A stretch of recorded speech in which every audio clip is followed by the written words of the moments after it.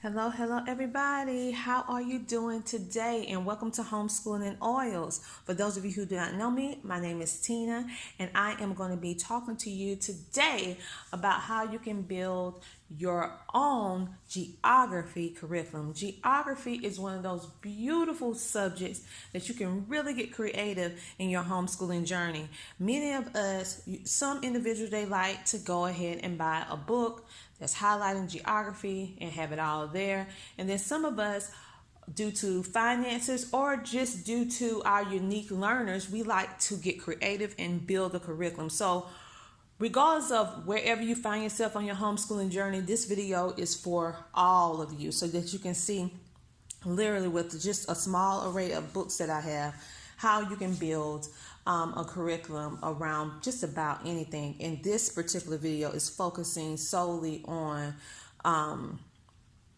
geography. Of course, I have way more stuff in regards to geography than this, but this is just to give you like a visual so you can understand what I'm talking about, and maybe it could like kick some of your imagination juices so that you can kind of say, hey, I can use a little tidbit of that, and I know how I can kind of like adjust and adapt this to fit my unique homeschool. Now, most of us, in some cases, we go ahead and get a geography book that's centered around geography, and we just teach from the book. This is a high school geography book. And so, yes, you can use this, and I do use this. I use it for various different reasons, but I don't use it all inclusive because I like to be creative and build my stuff. But I do like to have an idea of what other children are learning at this particular age, and I like to try to blend according to how we learn, blend it in. So, and I like to see the format of how in the table of contents, how they actually build their units around certain things. So I do like it as a sense of guidance. I just don't like to go through it verbatim on every single thing. So with that being said, this book, by the way, is not expensive. I think it's around about $10 or less. Just depends on when you buy it. Okay. So let's go ahead and get into it. Say, for example, you saw a geography curriculum and you want to get it because it comes with the student book, the teacher book, the test, the side activities, the reading references, and you look at the price point and you're like, no, this is too expensive, and I have to get this for this grade level, that for this grade level, and for another child. So I can't buy one complete curriculum for just one child when I have more than one child, right? So a good way in order for you to totally maximize everything that you have and also be able to hit all those little points, like I said, is that you can just build your curriculum. So these are various different ways that you can build curriculum. I don't know why we always feel like we have to necessarily have a book in order to be successful at teaching a subject, which we don't. We don't always have to have a traditional book. We can do it an untraditional way and still, in most cases, do a better job than if we're following a book verbatim, in my personal opinion. So, with my children, and just to give you a little background, my son has multiple learning differences, and one of which is dyslexia. So, I have to be very creative on the way that I present information. Make sure that I get all the points that I need to do, but also do it in such a way that appeals to him, that encourages him. And also with my daughter, she really she likes geography, but she like it from she don't necessarily like to sit and do a big thick book like this, and she don't even have any learning differences like that. It has to be engaging, in other words. So they're in two different grades. So I have a high schooler and I have a middle schooler. I am not so consumed with the grade level on every single thing. Yes, certain things you do want to make sure they can hit certain things on grade level. But for the most part, I feel like each child is at a different point in their life. And once they're ready to cross over that threshold, that milestone with that certain grade level that we've been trying to push or help them work towards, they will reach it. It's just that every child has a different pace of reaching certain milestones, and we just have to be okay with that. If you look at any student or even look at yourself, we are not equally good at every single topic, every single subject, every single thing. We are advanced in certain areas, and then some areas we're average, and some areas we may be a little below average. But yet, as a complete person, or the complete knowledge that we know, we know a lot, right? So we don't need to be so consumed with it all this time. So if you are looking, this is budget friendly too. You can go to your local library and get a whole lot of these different books and stuff like that to make your own geography. What I like is that it talks about different areas one by one. So, and it's not too thick. And I love this is because even though this is not their grade level, I can take this and build on it with a DVD. I can take it and build on it with a writing assignment that's on grade level. I can take this and actually dig deeper into the subject than what this book entails. Make vocabulary words, watch different things on the news. It's so many different ways that you can make this any grade level that you want. So I just want to say that. So this one is talking about Afghanistan.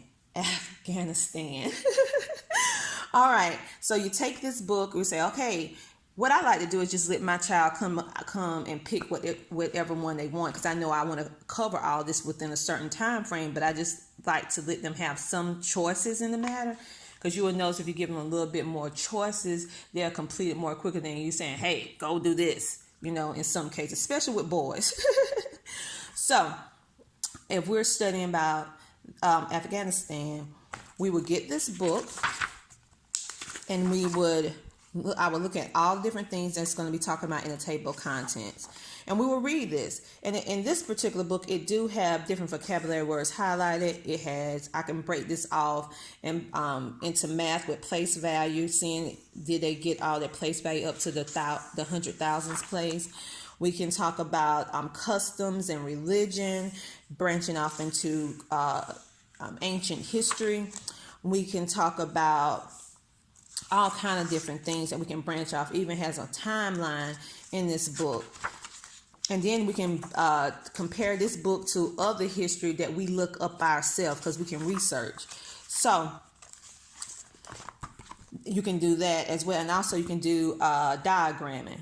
So say, for example, we learn about South Africa. We start with this book, look at the table of contents. Well, I would. The kids don't necessarily look at it. And then I'll figure out what other avenues I want to build. Maybe I want to do a total unit study just on the currency in South Africa and compare it to the US dollar. Then I can compare the size of South Africa to the United States with population, where it placed on the map, how many people live there. We can talk about how many different languages, all kind of stuff, how close it is to the equator versus where we're located in the world. So it's so many different things that you can actually do, and then build on this with other information. So we have the Panama Canal, Ellis Island, we have Africa and the Middle East, we have Latin America,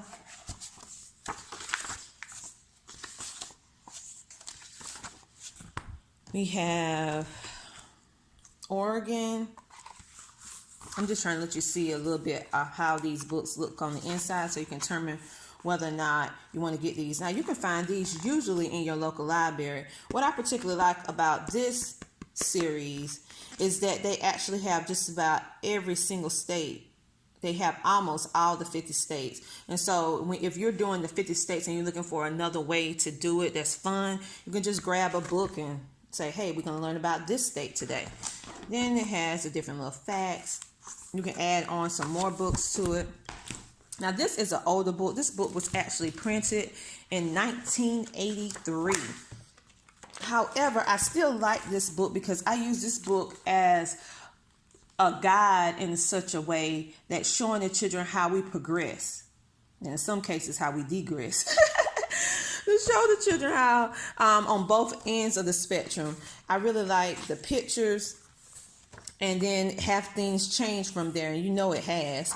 So we look at different stuff like that, and I really like the illustrations and stuff like that. has that good vintage look to it, and it's not so digital like most things are, but it just draws out your attention, especially dealing with transportation, how it changed over time. So I really like this book. That's why I keep it, even though it was made in like 1983 or something like that, or 1993, 83, one of those. So this is just another cool way that you can kind of branch off, build your own curriculum by just grabbing different books about different states or different countries within the world. Like if you're doing world geography, you just grab different books that are countries around the world. Like this would be my if I was doing one around the countries of the world, I would this is how it would look. I would just grab all the various different countries. If I'm just solely interested in building things around the United States, the 50 states, this is how I would do it. I have some more books on this as well. I just didn't bring them all down. So it just depends on what you're trying to do. Now you can include all of them together. I just want you to see that it's very easy for you to build a geography curriculum. And online you can easily get free PDFs. So you can do mapping, you can do diagramming, you can do a diorama, you can actually do break it into language arts, where you can do poetry and they can write their own little unique poem based on the likeness of what is in that particular state or country that's special to them. You can actually branch this all into a unit study, adding it into it with home economics, actually making a food that is indigenous to that particular locality. You can try to find restaurants in your local area that has different foods from the countries that you're learning. I particularly love to go to the world market, because in the world market they have foods and snacks and treats from all over the world. So I can't have the privilege of traveling around the world to those particular places, but I can at least kind of travel in a kind of visual way when I go to the world market, because all the different things that we talked about in these particular books or lessons, we can go into the world market and see, can we find something that is related to that culture, that civilization, that area. And they can touch it, they can feel it, in some cases sample it. It just depends on what it is. And it makes the geography come to life. And so when I did that with my children, they really enjoyed it. So after we do this, we're going to go and look around and see, can we find some other foods. Another thing too, if you really want to like get different types of food and you don't really want to go out and look for it, but you have $14, $15 a month to pay for something to be shipped to you, you can go to Yum Curriculum, I think that's what they call it, or Universal Yum, and they actually send out customized boxes featuring various different areas. Like we have Italy, we have Russia, we have my friend, another homeschooler from Canada, sent me some Canadian snacks and stuff when we're talking about Canada, which we're going to go back into it. And they have various different snacks, and they feature a certain country or a place a month. So that could be a little fun little thing that you can do with your children too. So I just want you to see that you do not have to always spend a lot of money. You can actually go to your local library and just check out all these books. If not, you can go on eBay or Amazon or Goodwill and look through the books and build your own inexpensive curriculum that will help your children in so many different ways. And you're involved, they're involved, and it just makes for a great learning experience. Sorry for the long video. I meant to do 12 minutes or less, but of course, you know how I get sometimes. So you guys have a great rest of your day. If you have not yet clicked that like button on the video, please click it, show some love. And if you have not yet comments, tell me hello in the comments. And if you have not yet hit that subscribe button, shame on you. Let me stop. Go ahead and hit that subscribe button. And I will talk to you guys later. Bye.